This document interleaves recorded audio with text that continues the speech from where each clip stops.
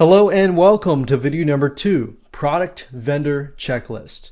We're going to talk about what you need and what decisions you need to make. So why gather it now? Make sure to jot all these down as you're going to need it when you set up the product. And it's better to know what you need and what kind of decisions you need to make beforehand so you don't stop, pause, and forget. My goal is to get your product onto jvzoo, but you have to do it yourself. So I've created this video course as easy as possible so that you're going to be able to do that.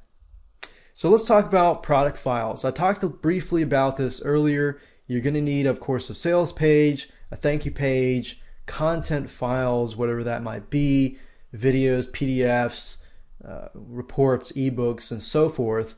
You're going to need those in hand. Now let's talk about the checklist. You're going to need to know the launch date and the time. Now, when you set up your product onto jvzoo, you can set it up to go live at any given date. So if you have a launch date and launch time, make sure you specify this. Now, for example, if you're going to put your product into the marketplace and you want it to launch at a certain date and time, then this would actually be a good option for you. So if you were to make it live today and you don't want to put it into the marketplace until 10 days later, then you want to specify the launch date and time. You're also going to need the product name. That's pretty self-explanatory. You're going to need to know the currency in your country that you want to be charging. You want to know the product price. If you're going to be using dime sales, then this product price will be the maximum price. So if you're going to do dime sales and the maximum that you wanted the product price to be was, let's say, $17, and you start the dime sale at $1, then every time somebody buys, it's going to up itself until it hits $17. So that would be the product price. And this is the same with recurring products, one-time products, and so forth. Commission percentage for affiliate program is basically what do you want to give people in terms of the percentage for your affiliate program. So if I sell your product and your product is $100 and you give 50%, then I get $50. If it's 75%, then I get $75. So that's the commission in relation to the affiliate program. And obviously, if you don't have an affiliate program, then you won't need to specify this. But it would, in fact, not be very wise not to add an affiliate program. Now, if your product is a subscription, then you can listen to this. Otherwise, you can fast forward to the next slide. So if you're charging, let's say, $17 a month, or you have a high ticket product that, let's say, is $497, or let's say $1,000, and you can break it up into different payments. Let's say you know that for a fact somebody's not going to pay $1,000 up front, but if they could afford it, they would pay $100 or $200 a month. That would be an option there. So if you go this route, this is an option. So it applies to recurring products and payments for high ticket items or low ticket items if your audience are unable to pay a certain amount. Then you're going to need to know the payment period for X amount of months. So let's say, for example, your membership site was 6 months. So if it's 6 months, the number of payments in those 6 months, and then of course how much your affiliate gets on that first payment. Then the question that you need to ask yourself is, for your monthly, weekly, or quarterly recurring subscription, do you want to offer a trial? If you want to offer a trial, let's say for 7 days, it's $1.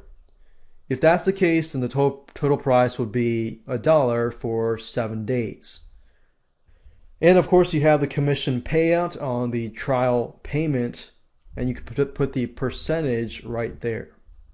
Then you'll want to know the quantity. If you're dealing with intangible products, then you may not need a quantity, but let's say, for example, that you're only offering 50 copies of that one specific product, then you can put quantity there. You want to put your support email. In other words, if people want to contact you, and this is very important because if people can't contact you, then a lot of other issues will arise. So make sure you got a email address for support and a support URL. So obviously support email is definitely a requirement. A support URL would be something like if you have a help desk. And of course you're going to need to have some sort of landing page, which is an option. You don't have to have a sales funnel, squeeze page, pre-launch page, but that is an option if you want to do that. Otherwise, if you leave that blank, it'll default to the sales page URL.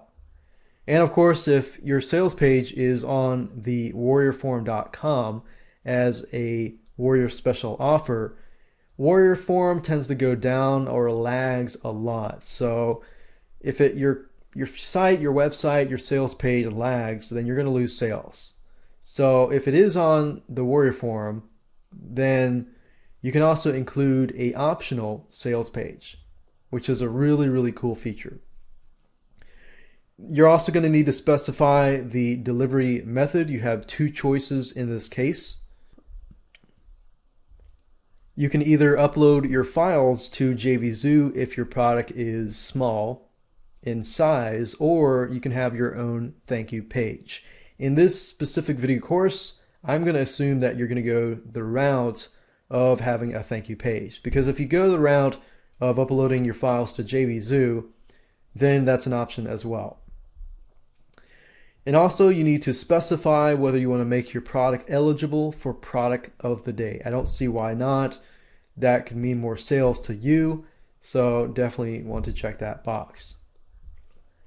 If you do want to make a dime sale, and of course if you don't, you can always fast forward to the next slide. But if you want to make a dime sale, which basically means that you start at a lower price and then every time somebody buys, it increases a certain amount until it hits a maximum price.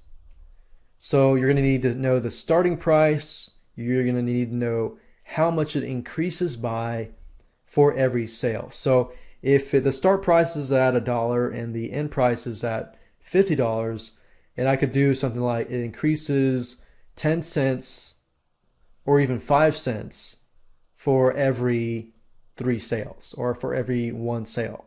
And that's all you need to know. So what I would recommend that you go ahead and do is to jot down everything, make all the decisions in advance so that when we begin to set it up on jvzoo, you're ready to go, and this will not be any roadblock whatsoever, and this will definitely help you get it on to the jvzoo platform immediately. So with that said, let's move on to video number 3 and begin to map out your sales funnel.